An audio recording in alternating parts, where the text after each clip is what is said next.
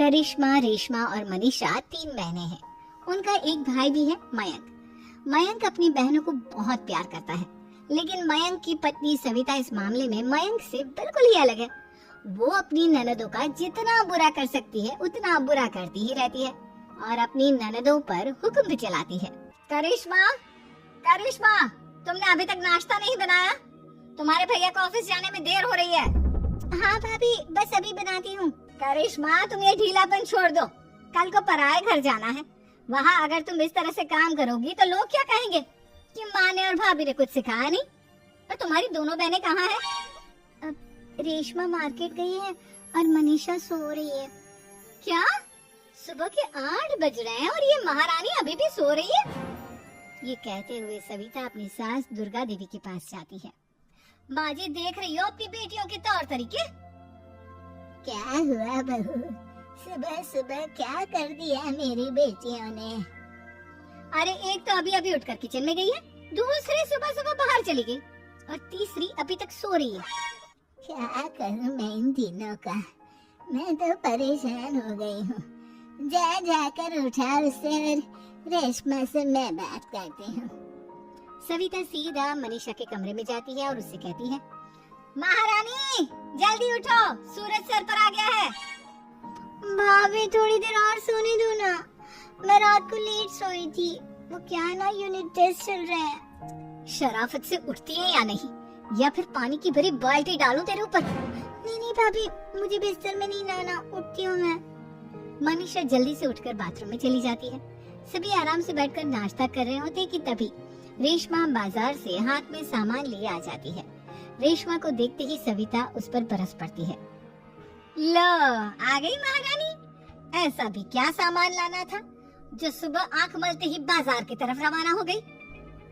भाभी, कल आप ही तो चीख रही थी कि घर का सारा सामान मुझे ही लाना पड़ता है, घर में किसी को भी किसी काम से कोई लेना देना नहीं है। अब मैं बाजार जाकर सामान ले आई तो आपको इस बात से भी तकलीफ हो रही है? देख रही हो माँ जी, अपनी बेटी की जुबान कैंची से भी तेज चलती है। और मयंक, आप तो कुछ कहेंगे नहीं अपनी लाडली बहन को? रेशमा, अपनी भाभी से ऐसे बात नहीं करते। चलो माफी मांगो। भैया, मैं क्यों माफी मांगू? आप भाभी से बोलिए ना कि हम पर कम हुक्म चलाया करे।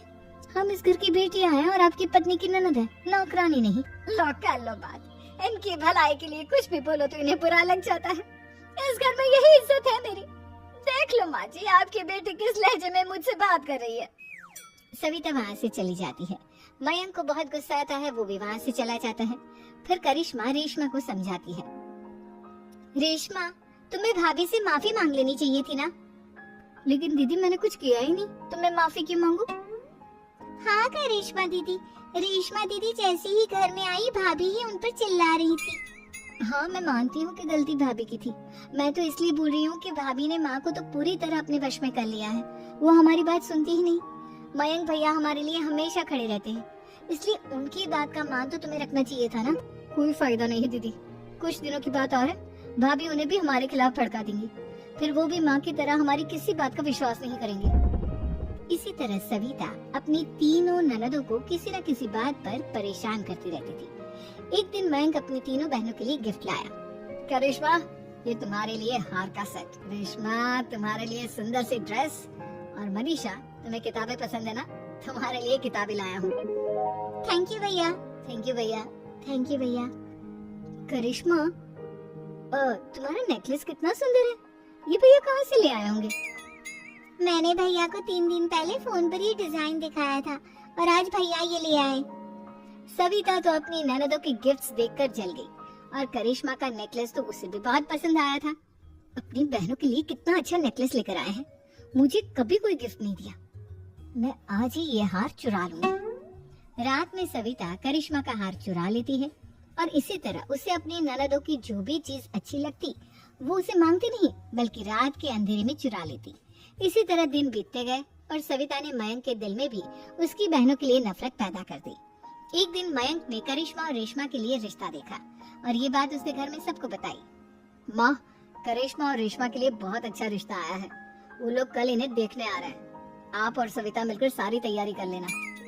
ये सुनकर करिश्मा और रेशमा खुश हो जाती है, लेकिन सविता सोचती है, अगर इन दोनों बहनों की शादी हो गई तो घर और बाहर का काम कौन करेगा? मनीषा तो एक नंबर की कामचोर है, उससे तो किसी बात की उम्मीद लगाना ही बेकार है। मुझे इस शादी को रोकना होगा। अगले दिन सभी लड़के वालों के स्वागत की तैयारी करने में लगे होते हैं। तभी मयंक अपनी बहनों से आकर कहता है, तैयार हो गई तुम दोनों? देखो दोनों लड़के बहुत अच्छे हैं, मैं कोई कसर नहीं छोड़ना चाहता, इसलिए तुम उनके सामने अच्छे से बिहेव करना और अपनी भाभी से लड़ने मत लग जाना। करिश्मा, तुम वो नेकलेस पहन लो ना जो मैं तुम्हारे लिए लाया था।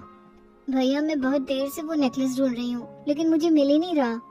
क्या तुमने नेकलेस खो दिया? तुम्हें पता भी है वो कितना महंगा था? तुम कोई काम ढंग से नहीं कर सकती। मयंक गुस्से में वहाँ से चला जाता है। थोड़ी देर बाद लड़के वाले भी आ जाते हैं। वो दोनों बहनों को पसंद कर लेते हैं और रिश्ता पक्का हो जाता है। लेकिन सविता के दिमाग में तो कुछ और ही खिचड़ी पक रही थी। वो पंडित जी के पास करिश्मा की कुंडली लेकर जाती है और उन्हें पैसे देकर करिश्मा की कुंडली बदलवा देती है। जब लड़के वालों के पास करिश्मा की कुंडली जाती है तो वो दुर्गा को फोन करते हैं। बहन जी, हमने करिश्मा की कुंडली अपने पंडित जी को दिखाई थी। आपकी बेटी की कुंडली नहीं बल्कि दोषों का पिटारा है।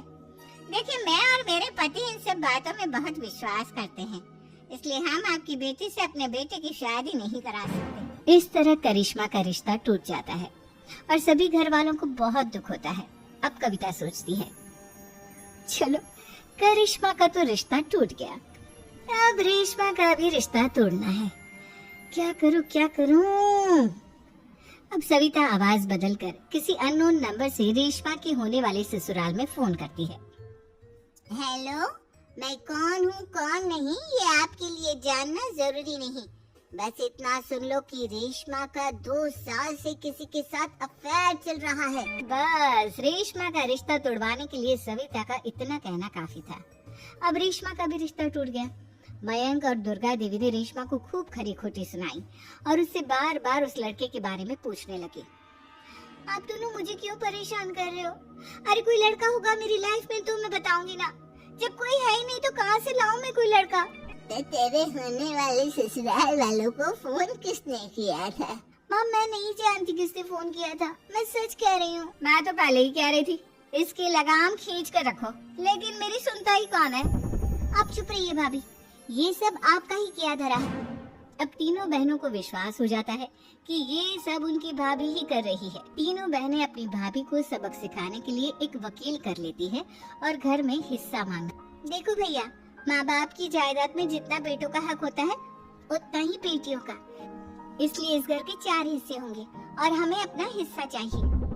मैंने तुम्हारे लिए क्या क्या नहीं किया और तुम इस घर में हिस्सा मांग रही हो? भैया, आप और माँ हम बहनों की कोई बात नहीं सुनते हो और भाभी हमारी शादी नहीं होने देगी क्योंकि उन्हें लगता है कि आप हमारी शादी में ज्यादा पैसा लगाओगे और उन्हें हम जैसी फ्री की नौकरानी कहाँ मिलेगी।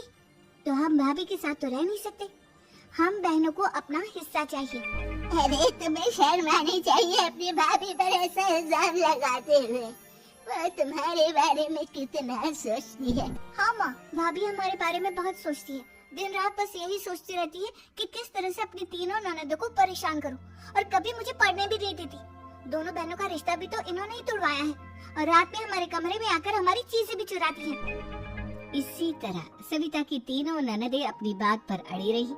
अब कोर्ट में तारीख भी शुरू हो गई। जब सविता को लगा कि उसकी तीनों ननद इतनी आसानी से नहीं मानने वाली, तो उसने अपने पति और सास को सारी सच्चाई बता दी और अपनी तीनों ननद से माफी मांगी। मयंक और दुर्गा को भी अपनी गलती का एहसास हो गया।